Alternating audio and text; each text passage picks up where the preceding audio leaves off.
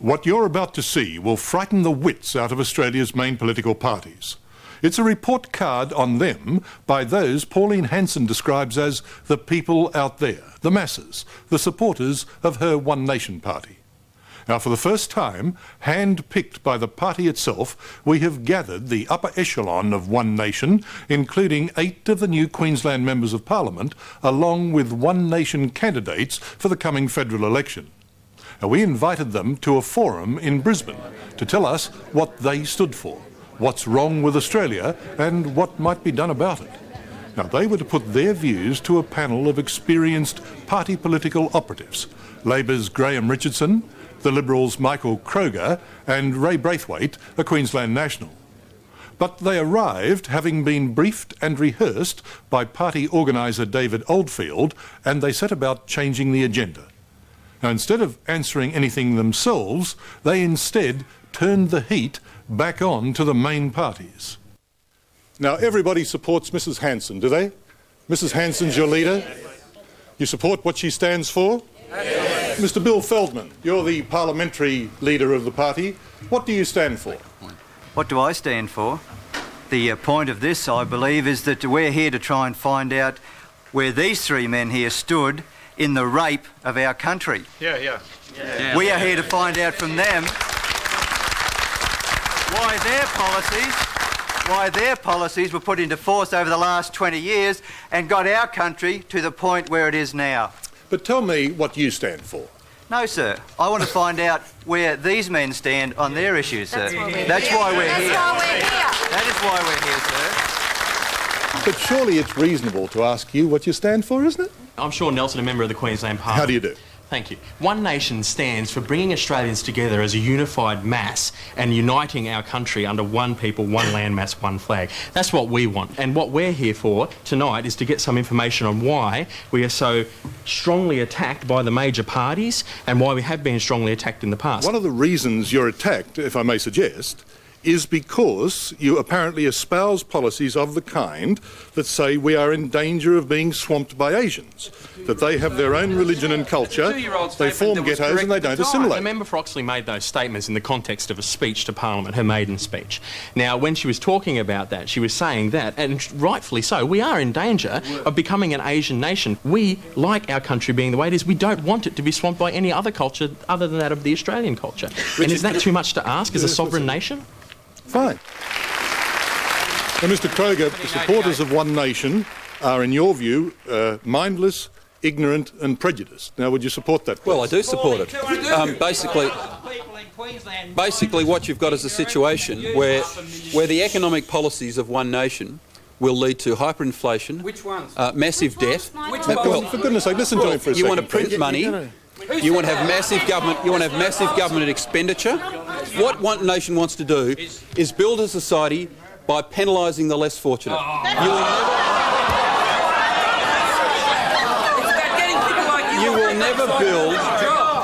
You will never build a great society by belting those who are poor or in need. That's what you'll never do. The lady there with a hand up. Yes, ma'am. Thank you. Mr. Richardson, in January the 25th, I'll read it so I don't get it wrong. Yeah, you do that. January 25th, 1981, Mr. Hawke said in answer to a question, "It is absurd where you have young people unemployed to be bringing people from overseas to fill alleged or actual shortages." Why has this changed now? Have we got many jobs that we can slot all these people into, or should we look after our own kids first? We've still got a skilled migrant program. The numbers, of course, of migrants coming in have been roughly halved by the Liberal government since they came in, which I think most of you would applaud. They've been roughly halved, and much more emphasis is now being placed on the skilled program than it was under the Labor Party. So basically, what you wanted, what was being advocated there by Hawke, you're now getting. Do you support that? Yeah? Yes, sir. This gentleman here. Thank you. Could you please explain to me why successive governments of both colours have systematically destroyed regional and rural Australia and are not prepared to assist to rebuild? Yes. Well, you think they've done it intentionally?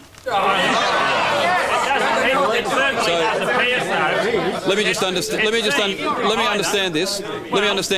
The Liberal Party, the Labor Party and the National Party have had a conscious, deliberate policy of destroying rural Australia. Or they're very bad managers. Absolutely, because they're only now getting the message. There are only two alternatives. Either they are absolutely hopeless managers, or it has been deliberate, because it's been completely comprehensive. You've done a really good job of it, so it has to be one or the other. We certainly didn't wish a drought or a flood on any part of the rural industry, and the attrition in those places has been natural in some ways as far as employment is concerned. If you have a look at the statistics, it was not. I'm sorry, it is not the government that has withdrawn some 20% from the rural areas at the beginning of the century to what it is now. It is not the government. The deregulation of the banks. This question should be targeted at Mr. Richardson, because it was the Labor Party who actually brought in the FSIA in 1995, which allowed our banks to become foreign-owned, which resulted in the wholesale sell-off of the banks in the rural sector once we had foreign owners. And I'd like them to explain that. Well, first off, our banking industry is not foreign-owned. It's over. It's not. It's just not. Our banking industry is overwhelmingly Australian-owned. That's just a fact. I cannot understand where you get these figures from. The big four banks dominate. The big four banks. Look, I will get a word in, mate. Don't worry. The big four banks dominate Australia's banking industry. They are Australian-owned, and they will continue to dominate. However, look, just listen. So you're good at asking the questions, all of you, but you're never good at listening. Why don't you listen to an answer? Well, that's the problem. You accuse everybody else and you commit the same sin. And you won't listen to any answer. You try and howl everyone down. Why don't you just listen to one for once? Now, can I get back to the banks? Can I answer the question on the banks? On the banks, there's no question in my mind at all that our industry is Australian-owned. That doesn't make it good. That doesn't make it great. And should they have closed as many bank branches in the bush or anywhere else? It's the suburbs too. No. Should as many Medicare offices have closed? No. I think that anyone who relies on the market to fix up everything will be wrong. So were governments wrong in some of the decisions they took? Yes. Can those decisions be fixed? Yes, they can. But does it require all this? No. Just a minute, let's get a few more off the floor. The lady here. Thank you, sir, thank you. Now, don't you worry about him. You just speak up. No, you just speak up. Mr Carlton, I really object to Mr Kroger, who's about the right age to be my son, calling us people, 25% of Queenslanders, mindless people to start off with, and ignorant people. And I think Mr Kroger's got a lot to learn yet. He's still wet behind the ears. That's why he's in Victoria. And these three men were part of governments that have successively run Australia down. Now, Mr Richardson, you can't tell me that Rex Connor was wrong when he said he wanted to buy back the farm. Why did he want to buy back the farm? When I think about what happened with Rex Connor, was he wrong? Oh, he was wrong about so many things, and that's what got us into Kemlani and the big foreign loans. No, that's not what got you into Kemlani. You've got to remember that Rex Connor wanted to buy back the farm because Rex Connor knew that this country was being sold out. Was Rex wrong? And Rex Connor was an elderly man that had seen better times in this country than even you have seen yet. But we're going to work hard to get those better times back, and that's what One Nation is about. Richard, assume the terrible proposition that One Nation became the government federally. Can I just ask what the One Nation...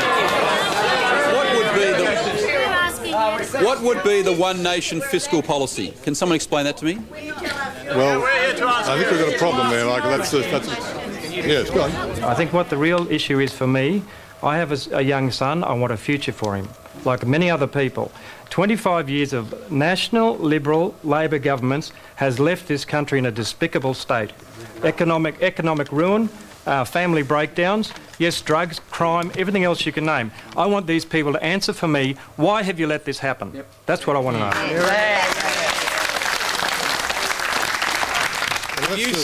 If you take the view that Australia is in economic ruin, that the country is an absolute shambles, if I can low on to what you're saying.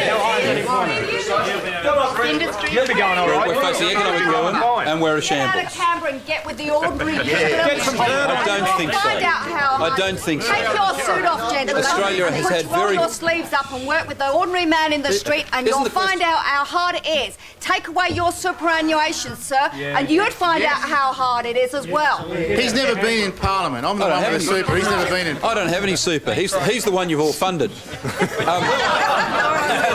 Can I just say this? Can I just say this?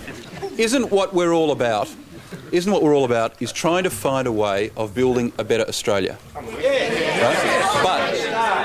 But I simply put this proposition to you. Let me put this proposition to you. What we basically have heard tonight from One Nation supporters, and it's not the totality of your views, but isn't it fundamentally about having a go at, criticising, nitpicking those people? It's the Aboriginals, it's the migrants, it's the disadvantaged, it's single mothers. I mean, this is not the way to build a better nation. It's not the way to build a better nation. What we have to do... question, sir, that the average Australian wishes to ask you guys why you haven't solved those problems. You're trying to turn it on us. You, Mr Richardson, you, sir, representing the Liberals, you, sir, your National Party government, you are being asked by the Australian people, why didn't you solve those problems? You have left us in a state of despair. People in the bush, in the rural Australia, are in trouble. What are you people going to do about it? You're asking us, we're asking you as Australians, why did you let this happen? Go on, I think that is the crux of what all this is about. Yeah. That is actually the bottom line. People are hurting. This place has got things wrong with it, yes, but is it a country in ruins? No. A long way from that.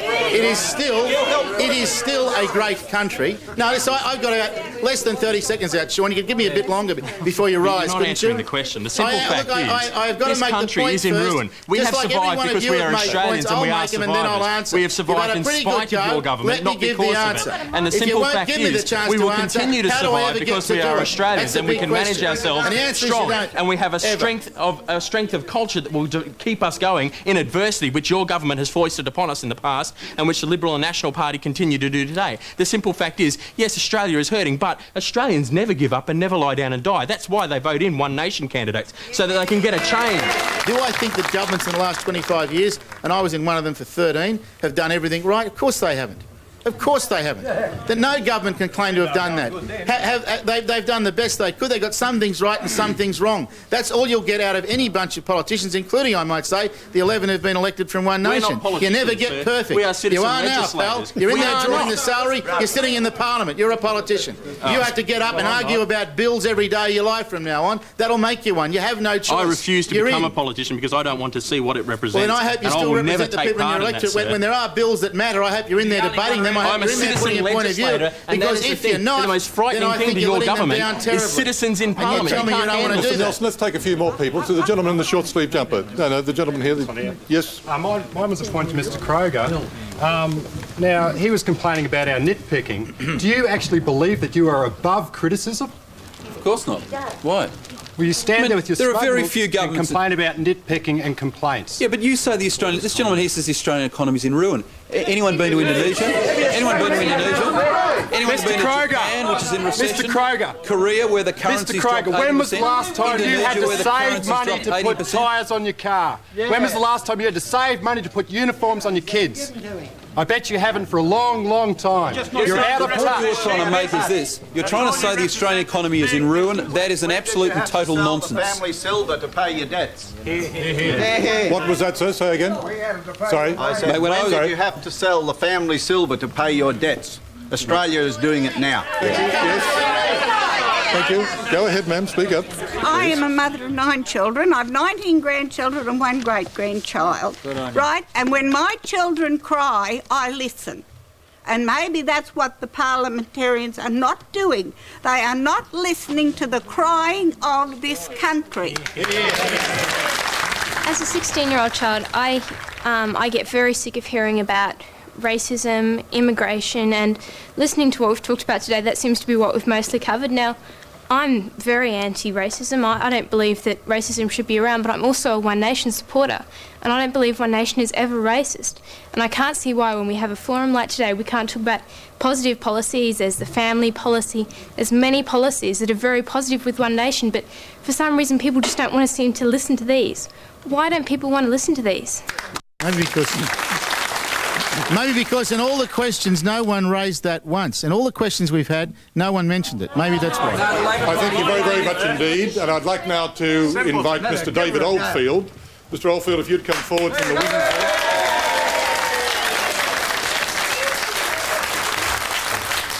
So, Mr. Oldfield, you are the, the eminence grise of the party. How do you think your brood has performed today? I'm not so sure I'm so eminent. I'm just simply liked by them, Richard, which is more than perhaps these three gentlemen yourself could say. I think that they've done very well, because they are a perfect cross-representation of Australians, and they are the sort of people, that cross-representation of Australia, that gentlemen such as these three are not listening to. And I don't... Well, I try to ask them one question, David, about a One Nation federal government's fiscal policy, not an idea. All we hear from your government is what scares people like this and throughout this country, and I don't think you're standing on a very good platform. Well, mate, you know what we hear from you?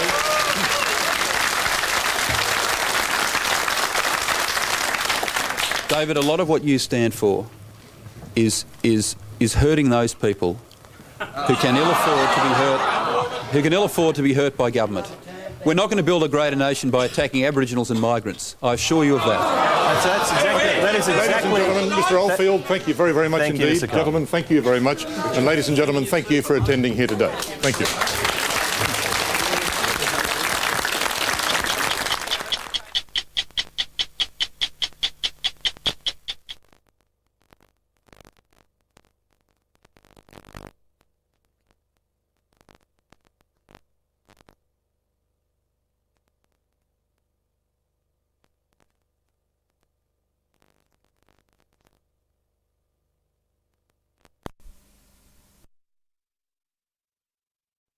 Decision to lift its maximum price setting policy. Managing Director of Australian Capital Cruises, Alan Hocking, says if a fence is erected around Commonwealth Park as part of new plans to charge Floriade visitors, he'll cut through it. The cruise operator plans to use the landing area at Regatta Point to drop off visitors to Floriade. And a step back in time as youngsters and train enthusiasts climbed aboard at Kingston for a rail ride powered by steam. And the weather mainly fine with a top of 12 degrees and a low of 1. From the Win News team, good night.